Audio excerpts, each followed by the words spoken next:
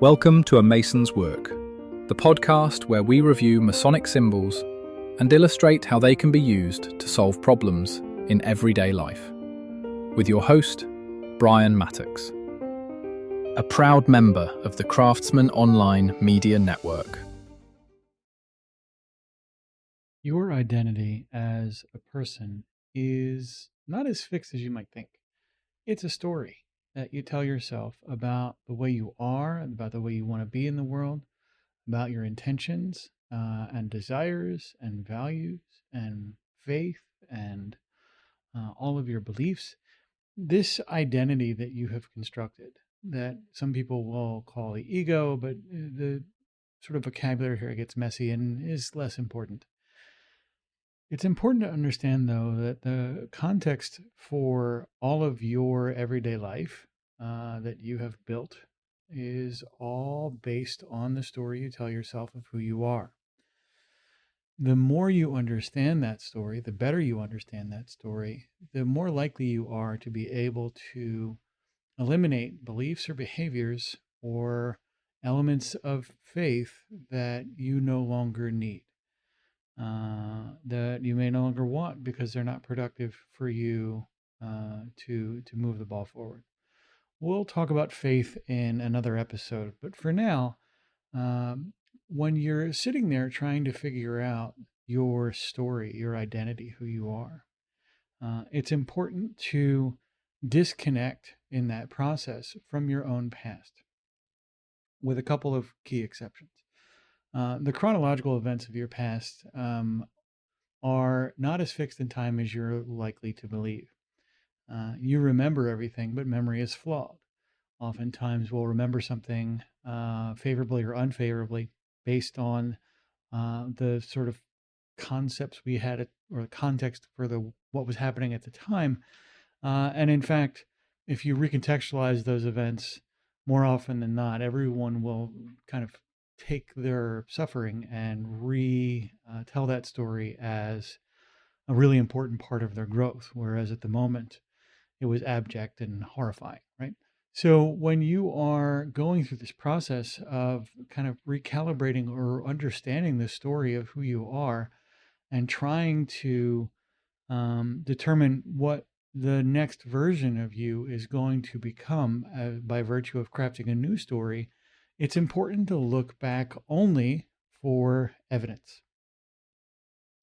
When you are evaluating your past behaviors, they will oftentimes emerge from kind of deep built-in preferences. When you are under stress or you are under adversity of some sort, when you look at your behavior from those times in your life, identify what happened.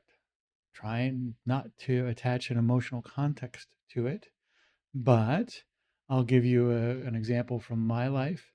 When I look back on the places and times where I was fortunate enough to have good luck come my way, or the results of good effort, or what have you, my default modality is to share those proceeds with the people around me.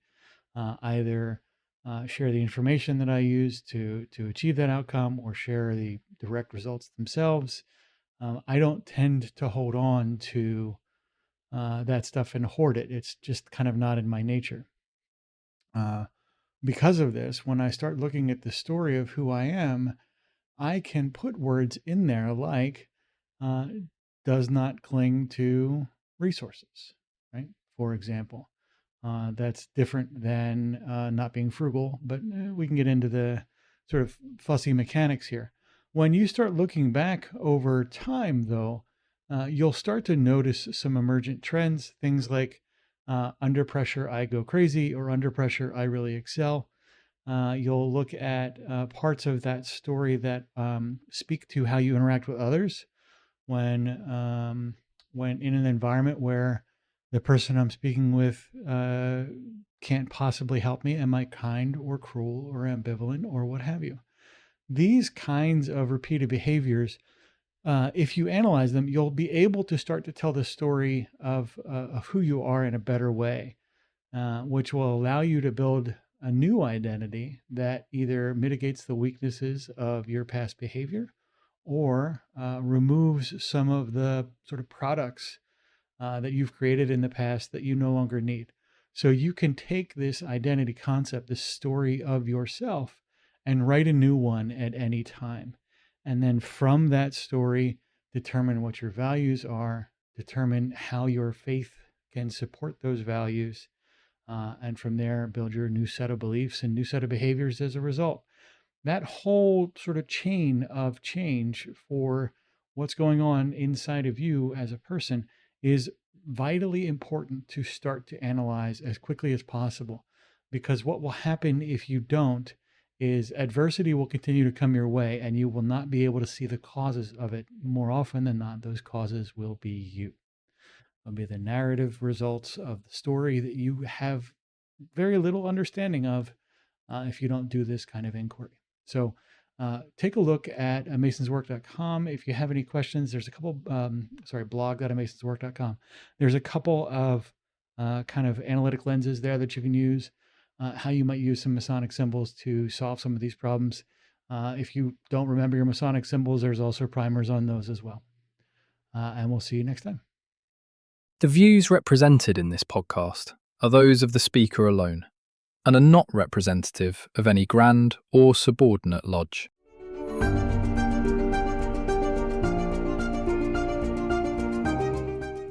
Hi, Brian here.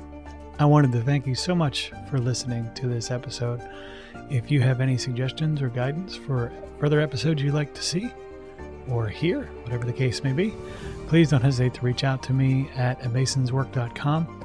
And we will try and incorporate your suggestions into a future recording. Thanks.